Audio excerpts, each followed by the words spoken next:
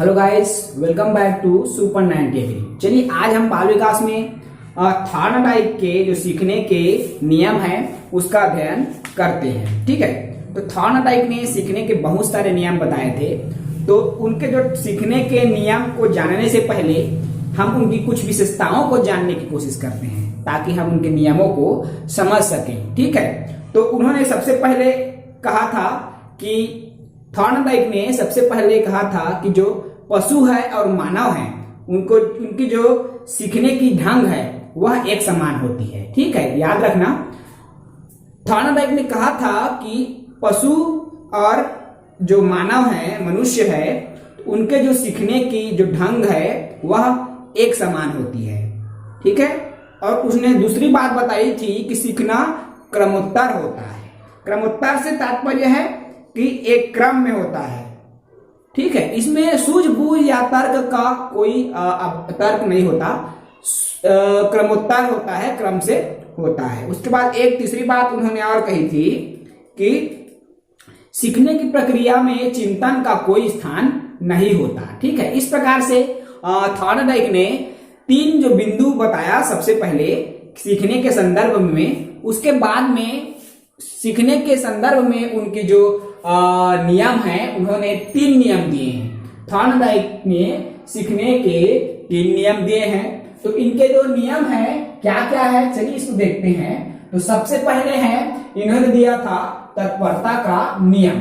ठीक है, उसके बाद इन्होंने दूसरा नियम दिया है अभ्यास का नियम, और तीसरा नियम इसने दिया प्रभाव का नियम। ठीक है, चलिए देखते हैं इसके पहले जो नियम है तत्परता का नियम। तो तत्परता का नियम क्या होता है? तत्परता नाम से स्पष्ट है, तत्पर अर्थात जब कोई भी बालक या कोई व्यक्ति किसी भी कार्य को करने के लिए जब तक वह तत्पर नहीं होगा तब तक वह नहीं सीख सकता। ठीक है, अर्थात अगर उस कार्य को करने की उसमें इच्छा हो, ठीक है, अगर उस कार्य को करने की उनमें इच्छा होगी तभी वह सीख सकता है। यदि उनमें इच्छा है तो वह सीखेगा, और यदि उनमें इच्छा नहीं है तो वह नहीं सीखेगा। मान लीजिए कि मैं किसी भी कार्य को, उदाहरण के लिए मान लो कोई बालिका जब किशोरावस्था में पहुंचती है तो घर के उनके माता पिता द्वारा यह आशाएं की जाती है कि बालक घर के जो काम है, जैसे खाना बनाना, रोटी बनाना, वो सब सीखे। तो ठीक है, तो इसमें क्या है, मान लो कि उस बालिका की इच्छा रोटी बनाना सीखने की नहीं है।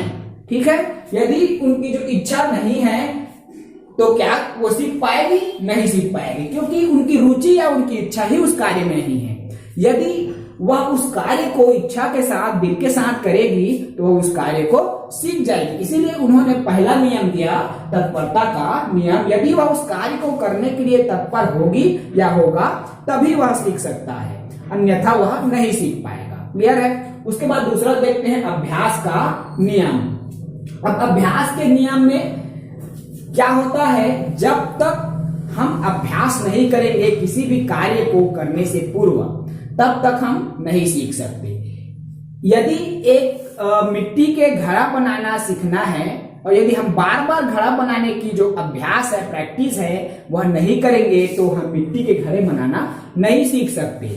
ठीक है, एक बालिका ही अगर बार बार रोटी बनाने का प्रयास करेगी तभी वह अच्छे से रोटी बनाना सीखेगी। शुरुआत में जब रोटी बनाएगी तो अच्छे से नहीं बनेगी, है ना, अच्छे से नहीं बनेगा, धीरे धीरे वो प्रैक्टिस करती जाएगी और अच्छे से सीख जाएगी। इस प्रकार से बार बार अभ्यास करके उसको दोहराते हैं। दोहराना माने बार बार लगातार अभ्यास करना। ठीक है, तो बार बार अभ्यास करके वो क्या करेगा, सीख लेगा।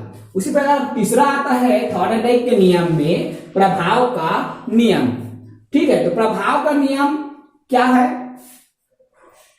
किसी भी कार्य को सीखने से पूर्व या किसी भी टॉपिक को, विषय को समझने से पूर्व हम उसके लाभ या हानि या उनके प्रभाव को देखते हैं कि आगे उसका मुझे फायदा होगा या घाटा होगा, लाभ होगी या हानि होगी। ठीक है, यदि उस कार्य को सीखने में मुझे लाभ मिलेगा तभी तो मैं उस कार्य को सीखूंगा, और यदि उस कार्य को सीखने से मुझे हानि होगी या भविष्य में मुझे कोई फायदा नहीं होगा तो मैं उस कार्य को नहीं सीखूंगा। ठीक है, अर्थात वह उनके होने वाले जो प्रभाव है उसके बारे में सोचता है और उसके आधार पर वह उस कार्य को सीखने या न सीखने का निर्णय लेता है। यह क्या है, थॉर्नडाइक का तीसरा नियम। इस प्रकार से थॉर्नडाइक ने 3 नियम, महत्वपूर्ण नियम बताए थे। Thank you.